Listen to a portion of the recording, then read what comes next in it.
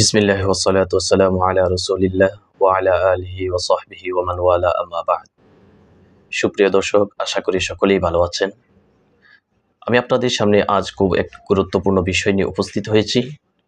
বিষয়টি হচ্ছে আমরা মুসলিম উম্মার মধ্যে পারস্পরিক ঐক্য, একতাবদ্ধ থাকা, পারস্পরিক সৌহার্দ্যপূর্ণ অবস্থান গড়ে তোলা।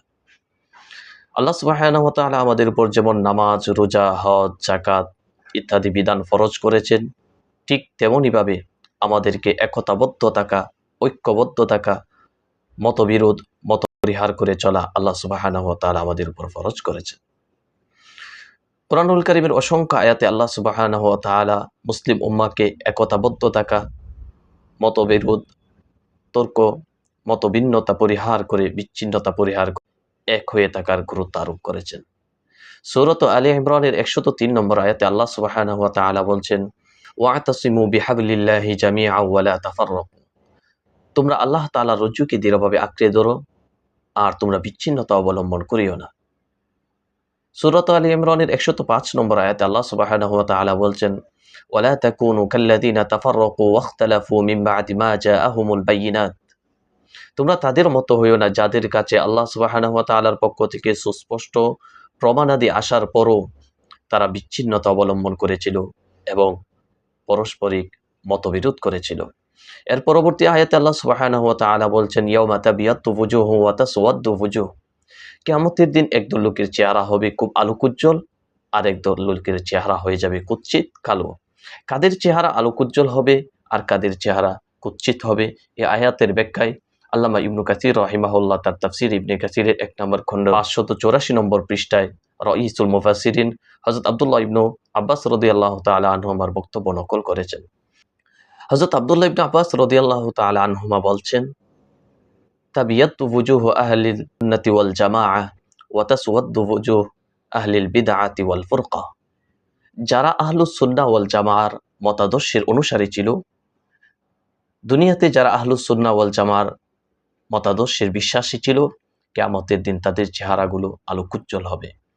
আর যারা দুনিয়াতে বিদআত কুসংস্কারের জন্ম দিয়েছিল, অনুসরণ করেছিল এবং যারা মতবিরোধ করে, মতপার্থক্য করে, বিচ্ছিন্নতা অবলম্বন করেছিল, তাদের চেহারাগুলো কালো এবং কুৎসিত হয়ে যাবে। আল্লাহ সুবহানাহু ওয়া তাআলা সূরাতুল আনআমের 159 নম্বর আয়াতে বলছেন, ইন্নাল্লাযীনা ফাররাকু দীনাহুম। যারা তাদের ধর্মকে বিভক্ত করেছে, ওয়া কানু শিয়াআন, আর তারা নিজেরা হয়েছে বিভিন্ন দল উপদলে বিভক্ত, লাস্তা মিনহুম ফি শাই। হে নবী, তাদের সাথে আপনার কোনো সম্পর্ক নেই। আল্লাহ সুবহানাহু ওয়া তাআলা পৃথিবীর প্রত্যেকটা মুমিনকে ভাই ভাই বলে সম্বোধন। মুমিন পৃথিবীর যে জায়গাতে তার অবস্থান হোক, যে কোনো বর্ণের হোক, যে কোনো ভাষার লোক হোক, মানচিত্রে তার অবস্থান যে কোনো জায়গায় হোক, আল্লাহ সুবহানাহু ওয়া তাআলা মুমিনকে পারস্পরিক ভাই ভাই বলে উল্লেখ করেছেন। সূরাতুল হুজুরাতের 10 নম্বর আয়াতে আল্লাহ তাআলা বলছেন, ইন্নামাল মুমিনুনা ইখওয়া। হাদিস শরীফে নবী করিম সাল্লাল্লাহু আলাইহি ওয়াসাল্লাম জামাহবদ্ধ থাকা, ঐক্যবদ্ধ থাকা, মতবিরোধ, মতপার্থক্য পরিহার করে চলাকে খুব গুরুত্বের সহিত উল্লেখ করেছেন। ইবনু আবি আসিম রাহিমাহুল্লাহ তার বিখ্যাত কিতাব কিতাবুস সুন্নাহর 93 নম্বর হাদিস এবং ইমাম আহমদ বিন হাম্বল রাহিমাহুল্লাহ মুসনাদে আহমদের 18449 নম্বর হাদিসে উল্লেখ করেছেন, যা হযরত নোমান বিন বাশির রাদিয়াল্লাহু তাআলা আনহু সূত্রে বর্ণিত। নবী করিম সাল্লাল্লাহু আলাইহি ওয়াসাল্লাম ইরশাদ করেন, মাল্লাম ইয়াশকুরিল কালিল লাম ইয়াশকুরিল কাসীর। যে ব্যক্তি অল্প নিয়ামত পেয়ে শুকর আদায় করতে জানে না, সে ব্যক্তি অনেক বেশি নিয়ামত পেয়েও শুকর আদায় করা তার পক্ষে সম্ভব হয় না। ওমান লাম ইয়াশকুরিন নাস লাম ইয়াশকুরিল্লাহ। আর মানুষের কৃতজ্ঞতা আদায় করতে জানে না, তাদের পক্ষে আল্লাহর কৃতজ্ঞতা আদায় করাও সম্ভব হয় না। এরপর নবীজি সাল্লাল্লাহু আলাইহি ওয়াসাল্লাম বলছেন, আল জামাআতু রাহমাতুন। জামাআহ, ঐক্যবদ্ধ থাকা, সেটা হচ্ছে আল্লাহ তাআলার পক্ষ থেকে রহমত।